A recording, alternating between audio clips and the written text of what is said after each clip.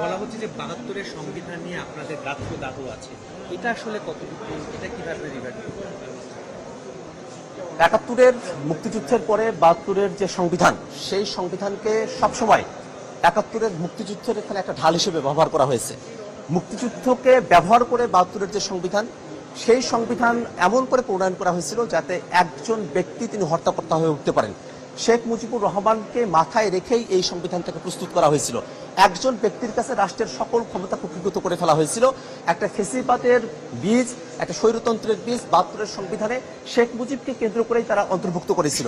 সেই ৭২-এর সংবিধান, তাতে অনেকগুলো বিষয় আছে যে বিষয়গুলোকে একেবারে ইন্টারন্যাশনাল স্ট্যান্ডার্ডের কারণে সেগুলো থেকে বেরিয়ে আসার কোনো সুযোগ নেই। সেখানে যে সিভিল রাইটগুলোর কথা বলা হয়েছে, right two assembly, right to vote থেকে অনেকগুলো ভোট, সিভিল যে রাইটের কথা বলা আছে, সেগুলোর তো আমরা বিরোধী না। অবশ্যই প্রত্যেকটা সংবিধানে কিছু কমন কথা থাকবে, যে কথাগুলো ওয়ার্ল্ড ওয়াইড স্বীকৃত, সেই কথাগুলোর আমরা বিরোধী না। কিন্তু এই সংবিধানের মধ্যে এমন কিছু উপাদান রয়েছে যে উপাদানগুলো ফেসিবাদের কাঠামোকেই শক্তিশালী করে। সেই ফেসিবাদের কাঠামো যা কিছু আছে সেগুলোকেই বরং চূর্ণ বিচূর্ণ করে আমরা একটা গণতান্ত্রিক যাত্রার দিকে আমরা অগ্রসর হতে চাই। এই কথাটা আপনারা পাবেন বেগম খালেদা জিয়ার বক্তব্যের মধ্যেও। বিএনপির যিনি পক্ষে কালকে কথা বলেছেন জনাব পার্থ সাহেব, তারও একটা বক্তব্যের মধ্যে আপনি দেখবেন গতকাল পার্থ ভাই তিনি বললেন যে ৭২-এর সংবিধানের কথা বললে কি ৭১-এর পরাজয়ের কথা মনে হয় কিনা, এই ধরনের একটা কথা তিনি বলেছেন। অথচ তারই বক্তব্য আছে তিনি এই ৭২-এর যে সংবিধান সেটাকে তিনি ছুঁড়ে ফেলার কথা বলছেন। আসলে সামগ্রিকভাবে বিষয়টা হলো, যারা যখন ক্ষমতায় থাকেন, বিশেষত 2/3 মেজরিটির ক্ষমতাটা হন, তখন তারা নিজেদেরকে সংবিধানের মালিক বলে মনে করেন আর কি। যেহেতু নিজেদের মতো করে সবকিছু করা যায়, এই কারণে এখন তারা সংবিধানের পক্ষে এমন করে কথা বলছেন।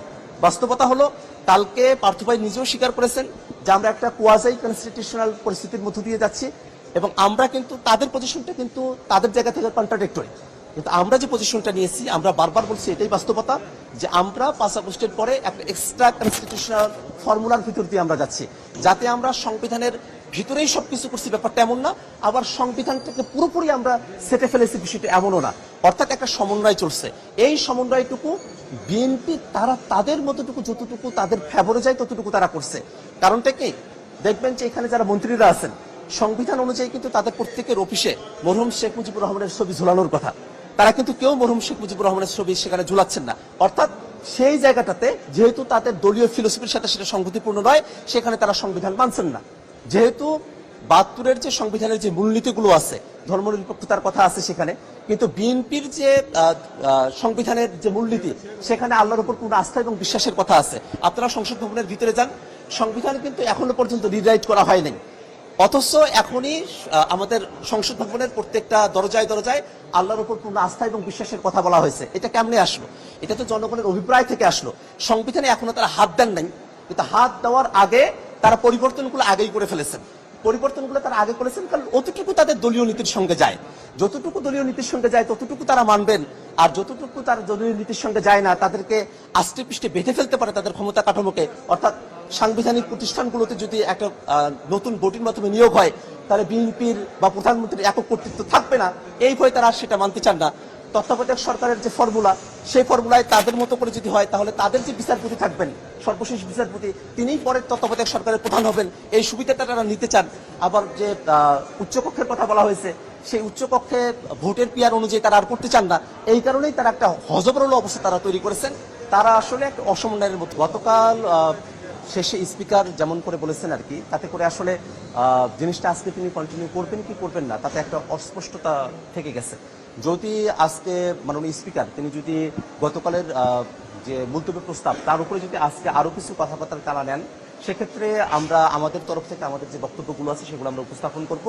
গতকাল মাননীয় বিরোধী দলীয় নেতার যে বক্তব্য, সেটাকে আইনমন্ত্রী যে বিস্ফোট করেছিলেন, সেই বিষয়টা নিয়ে আমরা প্রসঙ্গ আজকে উত্থাপন করবো, এবং আরো সামগ্রিক যে বিষয়বস্তুগুলো রয়েছে সেই বিষয়গুলো নিয়ে আমরা তাদেরকে বিষয়গুলো জানাবো। সংশোধন এবং সংস্কার, এই দুটো শব্দের দিকে যদি আমরা তাকাই, ইংলিশ করতে গেলে একটা হয় অ্যামেন্ডমেন্ট আর একটা হয় রিফরমেশন। অ্যামেন্ডমেন্ট হচ্ছে যা কিছু বেসিক আছে সেই বেসিকটাকে ঠিক রেখেই, বেসিক ভিত্তিমূলটাকে ঠিক রেখে আদার্স কিছু জিনিসে কিছু পরিবর্তন দিয়ে আসা। আর সংশোধন বা সংস্কার এবং যেটা রিফরমেশন, রিফরমেশনটা হচ্ছে একেবারে গোড়া থেকে পরিবর্তনটা করা, একেবারে ভিত্তিমূল থেকে পরিবর্তন করা।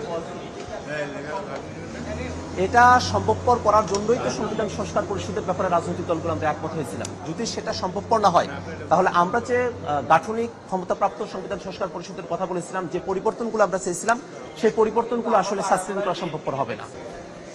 যে আদেশের ব্যাপারে আজকের আইনমন্ত্রী, যিনি সেই সময়টাতে অ্যাটর্নি জেনারেল ছিলেন, তিনি নিজেই এটার পক্ষে এক্সপার্ট প্যানেলের থেকে বক্তব্য দিয়েছিলেন। তিনি আজকে যদি সরকারি দলের ফোরামে গিয়ে আজকে এই আদেশটাকে তিনি অবৈধ বলেন, সেক্ষেত্রে বিষয়টা দাঁড়ায় যে নিজেই নিজের বক্তব্যকে উইথড্র করে নেওয়া। এখন তারা যদি তাদের বক্তব্যকে এইভাবে উইথড্র করতে থাকে, তাহলে তাদের প্রতি জাতির কনফিডেন্স কিভাবে থাকবে? তারা যে সরকার পরিচালনা করতে পারবে নিজের এক কথার উপরে থেকে, সেটা তো আর এখানে বাস্তবসম্মত হয়ে দাঁড়ায় না। তো এখন সংশোধনের আলাপটা তারা নিয়ে এসেছেন। অথচ ঐক্যমত্য কমিশনে আমরা সকলেই একমত হয়েছিলাম যে গাঠনিক ক্ষমতাপ্রাপ্ত সংবিধান সংস্কার পরিষদই হবে সংবিধান রিলেটেড যে পরিবর্তনগুলোর কথা আমরা বলছি, মৌলিক পরিবর্তন, সেগুলোকে স্থায়ী ভিত্তি দেওয়ার উপযুক্ত প্ল্যাটফর্ম। তো এই যে প্রস্তাবটা দেওয়া হয়েছে, এই প্রস্তাব আপনার প্রত্যাখ্যান করছেন কিনা বিরোধী দল? আমরা জানিয়েছি যে গতকালের আলোচনাটা ছিল সংবিধান সংস্কার পরিষদের বিষয়ে। যদি সংবিধান সংস্কার পরিষদ গঠনের বিষয়ে কোনো কমিটি করা হয়, সেটার ব্যাপারে আমরা ইতিবাচকভাবে সেটাকে দেখব, কিন্তু কোনো সংশোধনের যে কমিটি, সেই জিনিসগুলোকে আমরা মনে করি একটা শুভঙ্করের ফাঁকি সেখানে রয়েছে, এবং সেই তার মধ্য দিয়ে আসলে তারা তাদের মতো করে তাদের দলীয় যে এজেন্ডা যেগুলো আছে আর কি, সেগুলোকেই তারা বাস্তবায়নের দিকে তারা অগ্রসর হবে। এবং গতকাল দেখেছেন যে আমাদের স্বরাষ্ট্রমন্ত্রী তিনি বলেছেন যে এই যে কমিটিটা হবে, তার ভাষ্যমতে সেই কমিটিটা কিন্তু শুধু সংসদের ভিতরকার কমিটি না, সেই কমিটিতে তারা এক্সপার্টদেরকে রাখার কথা বলছেন, তারা ফরমার যারা জাস্টিস আছেন তাদেরকে রাখার কথা বলছেন।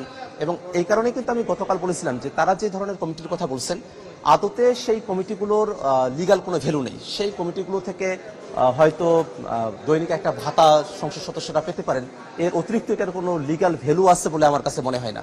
সেক্ষেত্রে এই সংবিধান রিলেটেড যে বিষয়গুলো আছে, সেগুলোকে আসলে কিভাবে সুরাহায় পৌঁছানো যায়, সেটার ব্যাপারে একটা দীর্ঘদিনের একটা বিতর্ক ছিল। ঐক্যমত্য কমিশনে আমরা সেই বিতর্কটা সমাপ্ত করেই এসেছি।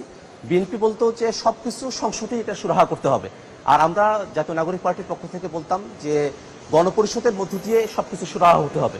এবং এই দুই পক্ষ আমরা যখন ঐক্যমত্য কমিশনের দীর্ঘদিন আলোচনা করেছি, শেষমেশ সুরাহা হয়েছে যে সম্পূর্ণভাবে গণপরিষদ না, কিন্তু গণপরিষদের গাঠনিক ক্ষমতাপ্রাপ্ত সংবিধান সংস্কার পরিষদ, এবং যেটা আসলে সংসদ সদস্যদেরকেই নিয়েই গঠিত হবে, একই ভোটের মানে মধ্য দিয়ে যারা নির্বাচিত হবেন, গণভোট এবং ব্যালটের মধ্য দিয়ে তারা একই সাথে আসলে সংবিধান সংস্কার পরিষদ এবং সংসদের সদস্য হিসেবে দায়িত্ব পালন করবেন।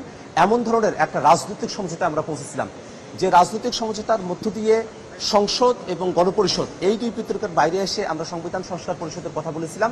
সেই রাজনৈতিক সমঝোতা থেকে বিএনপি দূরে সরে এসেছে, এবং এই রাজনৈতিক সমঝোতা থেকে দূরে সরে আসা বাংলাদেশের রাজনৈতিক যে কালচার, তাতে একটা বড় ধরনের আঘাত, এবং আমরা মনে করি যে এর মধ্য দিয়ে তাদেরকেও সামনের দিকে একটা ভোগান্তিতে পড়তে হবে।